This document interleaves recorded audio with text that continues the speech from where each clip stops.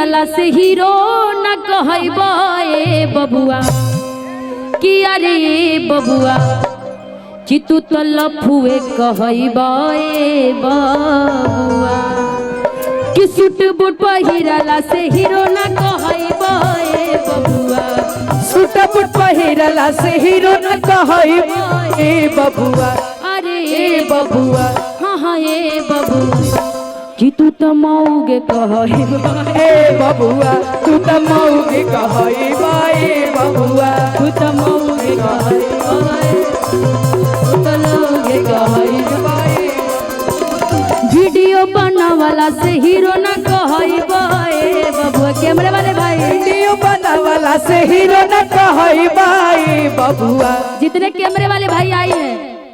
आए हैं सॉरी जितने कैमरे वाले भाई आए हैं चाहे वो फोन वाले हो चाहे ये यूट्यूबर वाले भाई कि वीडियो बनावाला से हीरो ना कहबे बबुआ वीडियो बनावाला से हीरो न कहबे बबुआ अरे बबुआ तू तो लफुए कहबे बबुआ तू तो लफुए कहबे बबुआ तू तो लफुए कहबे बबुआ काहे खाती जइब राजा दिल्ली हो जिला घर ही नहीं काहे खाती जइब राजा दिल्ली हो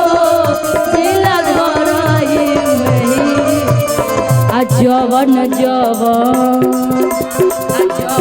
जवन चहब तवन मिली हो जिला घर ही में तवन जवन तवन मिली हो जिला घर ही में काहे खाती जइब राजा दिल्ली हो जिला घर में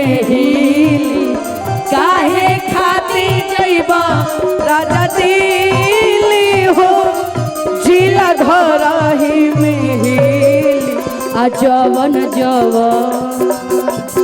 जवन जवन जब तवन मिली हो जिला घर ही जवन जवन जब तवन और इसी पर किनले रही धमाका सरिया पीरो बजरिया जाई के किनले रही धमाका सरिया पीरो बजरिया जाई के ए चाची भाई सरिया खरीदे रहे हमारा गए रही पीरो गए रही आ देखी पैसा भी मिलल है कि किनले रही धमाका सरिया आरा सहरिया फास्ट किनले रही धमाका सरिया आरा बजरिया जाई के फड़ला ये राजा जी सड़िया फड़ला रे राजा जी तो सड़िया एड़िया से दबाई के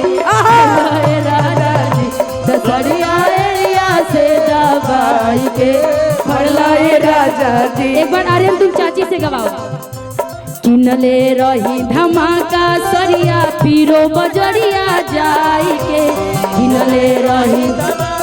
सरिया आरा बजरिया जाई के फरला ए राजा जी सड़िया फरला ए राजा जी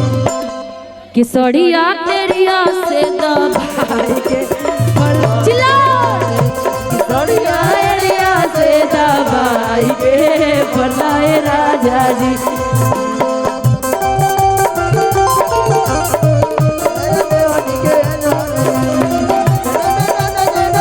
हेलो